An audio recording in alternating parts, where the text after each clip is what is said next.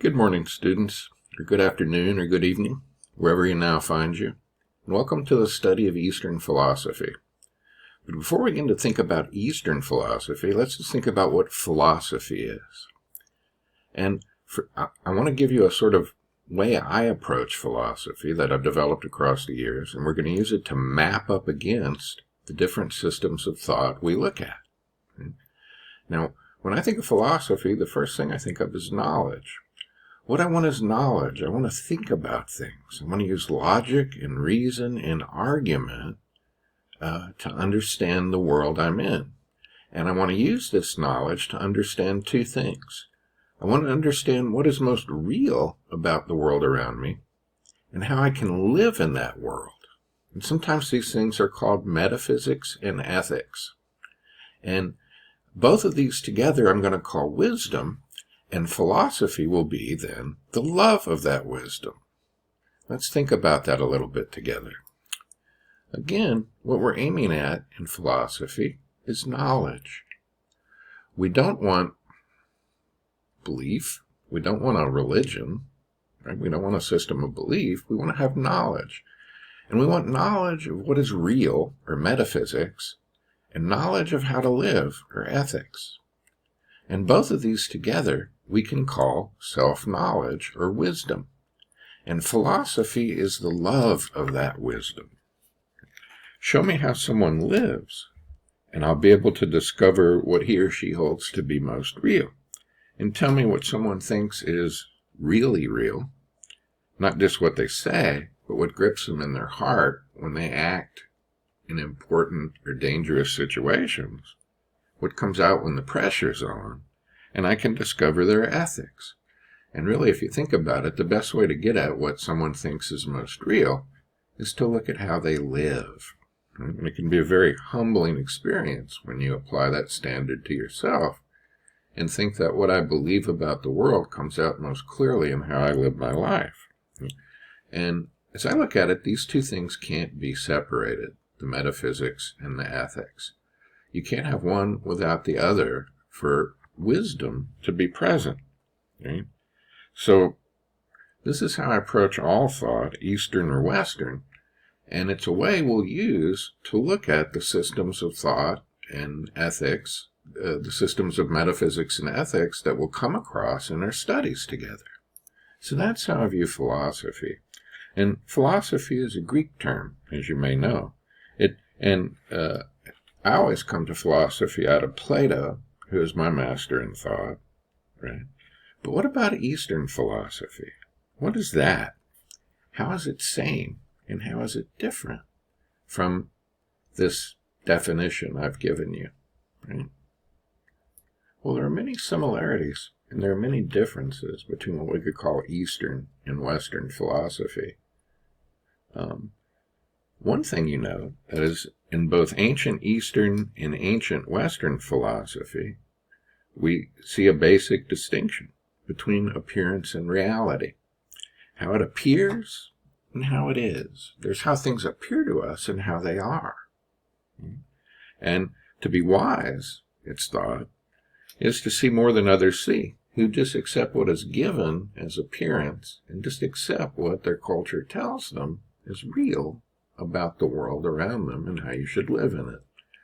And there's mystery, too, and humility in philosophy, I think, any real philosophy. In both Eastern and Western thought, we can see the idea that real wisdom is always a love of it. And what you love or desire, you do not fully have.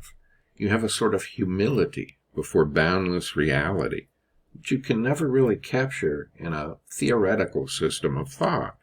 So it involves a sense of limit and proportion, and the idea that reality sort of exceeds human control. Like that great line from the Tao Te Ching, trying to control the world, I see you won't succeed. The world is a spiritual vessel and can't be controlled. Grasp it and you lose it. I wish politicians could understand that. Okay? And so the image is that you're on a journey or a quest, And so wisdom always involves wanting to see more, but acknowledges the limits of human understanding. And I think what we find, too, is the idea of wonder and terror before human mortality. There's the idea that I'm going to die and that we are impermanent. Why do you teach? The guru was asked. Because, he answered, I am impermanent. And in the ancient West, Socrates said, those who philosophize correctly practice dying like a craft. So to practice dying like a craft, if you think about it, would be to practice living like a craft, because we're always dying. From the moment we're born, we're on the way to our death. And any day you find yourselves in could be that day. It's a good day to die. So I trust no philosopher or philosophy that doesn't acknowledge this essential fact of human mortality and the wonder and terror that this thought can give rise to in you at what Black Elk called, that great Sioux philosopher of the American Sioux Indian tribe, the beauty and strangeness of the earth. There's sort of something astonishing at just finding ourselves alive and seeing this beauty and strangeness and the uncanniness of being aware and knowing you're aware of life and thinking about it. And that puts you in a place that's in between, a sort of gap between how your culture tells you reality is and the direct experience you have of it, which makes you want to seek knowledge, which makes you want to seek wisdom, and can give rise to wonder or to terror in the face of all the horror and beauty of the earth. And then there's thought, not belief, but thought. Philosophy always involves thinking and not believing. But thinking doesn't just mean simple discursive rationality in the modern sense, whose paradigm is found in science and technology. Thinking can embrace the dimension of goodness, truth, and beauty. And it can in fact have its method in what I'm calling a kind of poetic logic. And here we encounter, as modern students of the West, a kind of otherness that can seem hard to assimilate at first, and that seems very different from what we take to be philosophy today in a typical academic setting. And here we encounter, as modern students of the West, a kind of otherness that can seem hard to assimilate at first, and that seems very different from what we take to be philosophy today in a typical modern academic setting. Now, very much similar to what we find in ancient Western philosophy, but in modern academic philosophy, not quite so much, because the ways of thinking we're looking at seem to be rooted in what I'll call archaic mind. By archaic, not meaning lesser in some way, but in relating to the notion of the arche, the origin point of something. And the origin point of knowing seems to be found in poetic and mythic modes of knowledge, which can seem very unfamiliar to us. Instead of argument, deduction, axiom, method, and so forth, we will find image and narration, a sort of imaginal and narrative mode of knowledge which has its own kind of order or poetic logic. It includes mythic modes of thought, rooted in image and narration, so that often these thinkers recite the details of one story and then another, and present us with symbols and complexes of symbols and images that seem to conform to a logic all their own, using a poetic logic. And this because they're not saying less than the logical empirical thinker, but because they're trying to say more. So, long ago in the West, beginning with the Greeks, but coming to fruition in the 17th and 18th century, is the view that philosophy is rooted in abstract concepts, and that any mental activity that did not lead to the clarity of conceptual thinking couldn't possibly be real thinking. So any way of thought that did not get beyond sensory and imagistic thinking was viewed as backwards a mere stage on the road to the maturity of conceptual clarity. So imagistic narrative and poetic expression have been historically rejected by the majority position in the modern West as not belonging to philosophy. And ipso facto, the phrase Eastern philosophy would have thought to have been a kind of misnomer, an impossibility, because what they were doing was not rooted in the methods of logic and science. So how could it be philosophy, right? How could it be knowledge, right? And the very phrase would be rejected. In this way of thinking, there's only Western philosophy, and that's all there is to it. But in the West, there's what I call a shadow tradition down through history, which is always a minority, yet always there, which thinks there's more to thinking than simple logic, that logic is always necessary, but it can sometimes point us to more, right?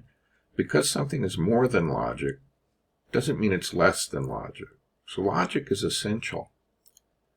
But logic is a sort of ladder or scaffolding to help us see, to point at something more. And I myself in philosophy was initiated into this shadow tradition. And the main thinker that I used to sort of cut my teeth on this was a 17th century philosopher of imagination and history called Giambattista Vico.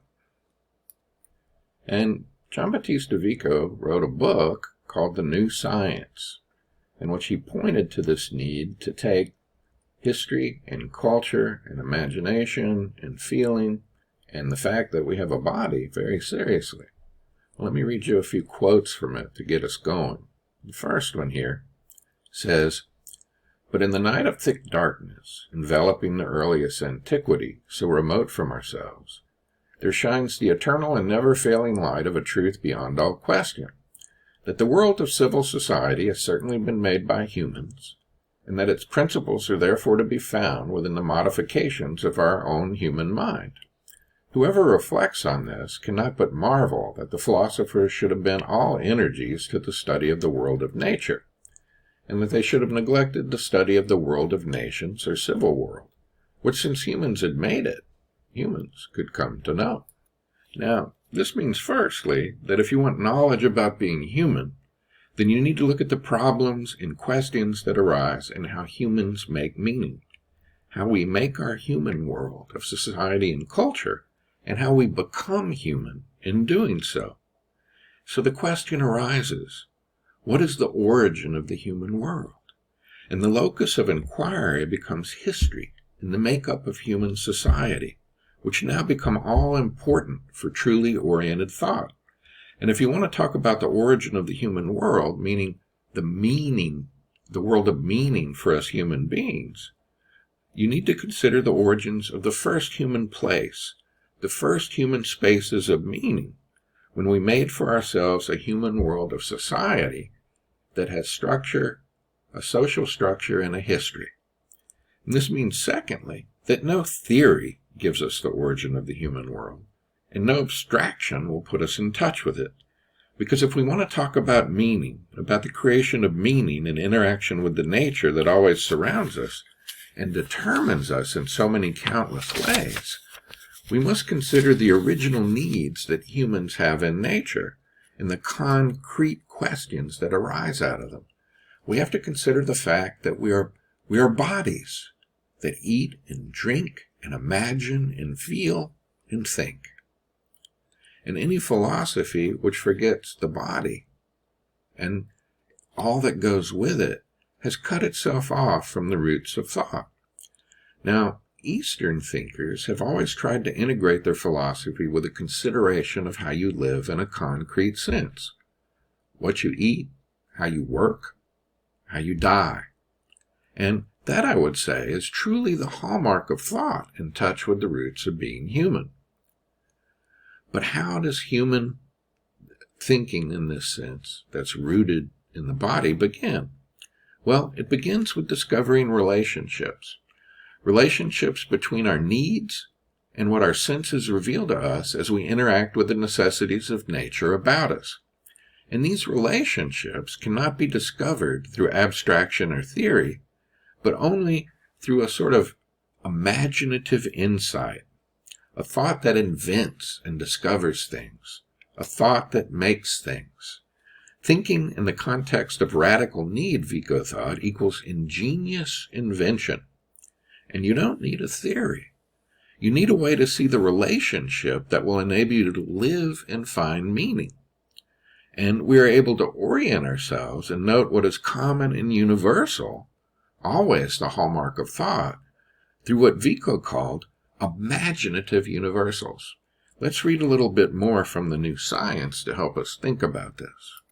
Vico wrote, "We find that the principle of these origins lies in the fact that the first peoples, by a demonstrated necessity of nature, were poets who spoke in poetic characters.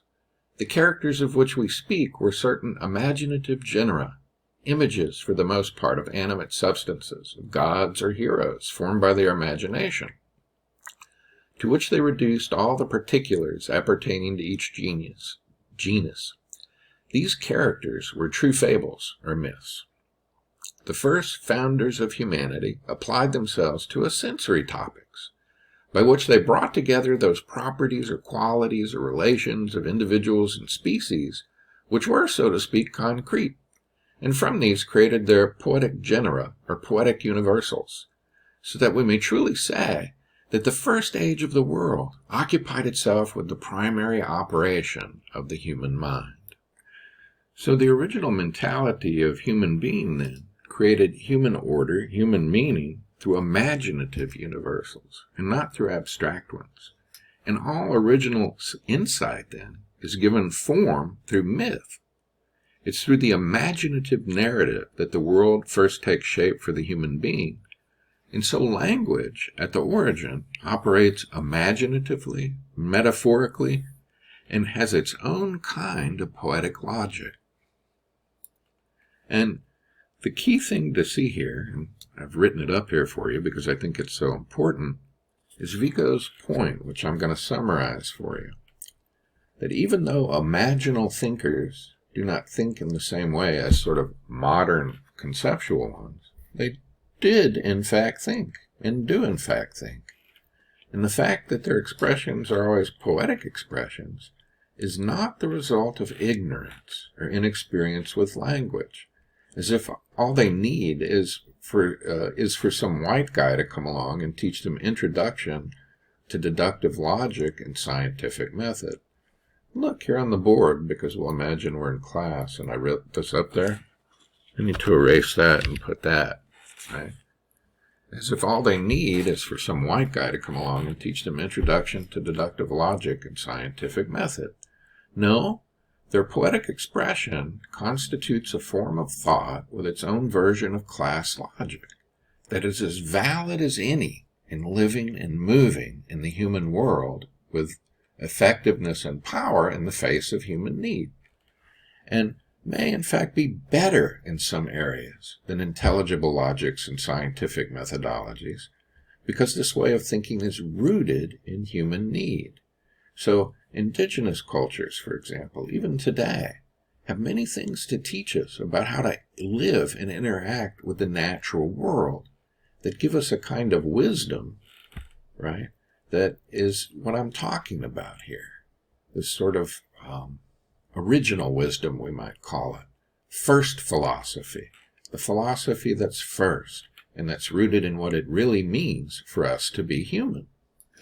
So thought of this type is rooted in original human need, which means in the fact and experience of the body.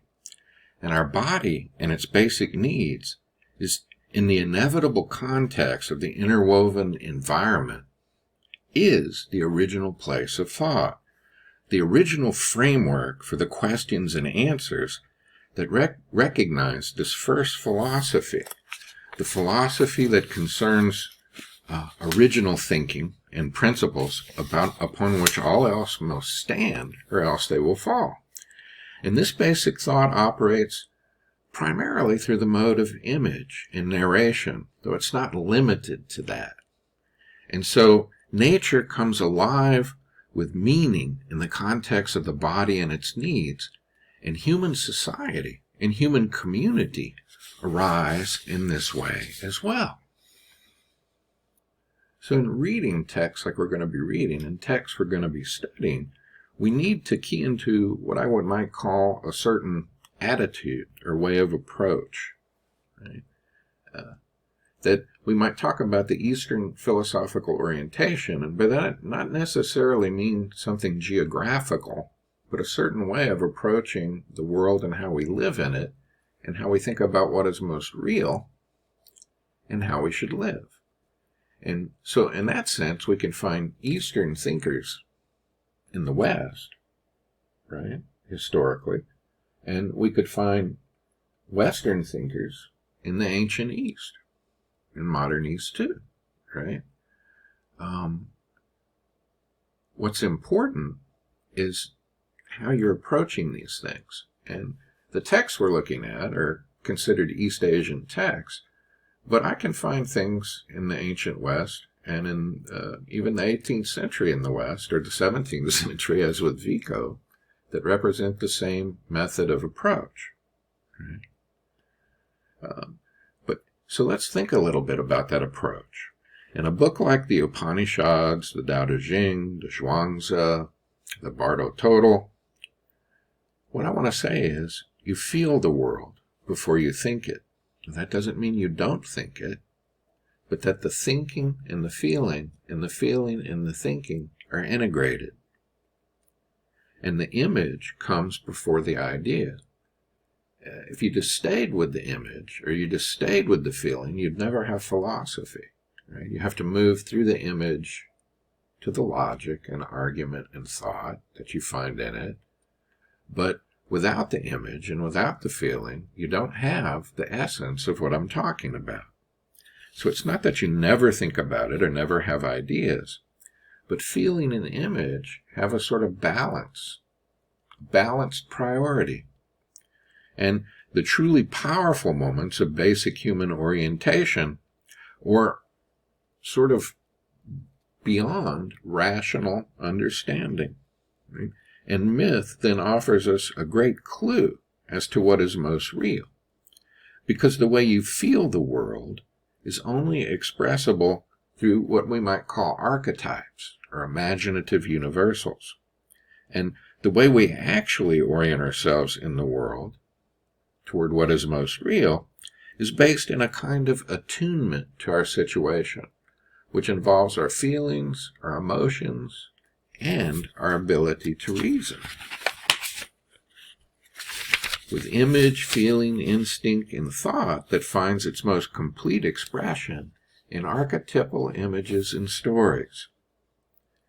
In works that are created in this way, you can find everything that's important, because the idea is that the truth is the whole, and the truth is not a theory, but the truth is something pointing at the meaning of the whole.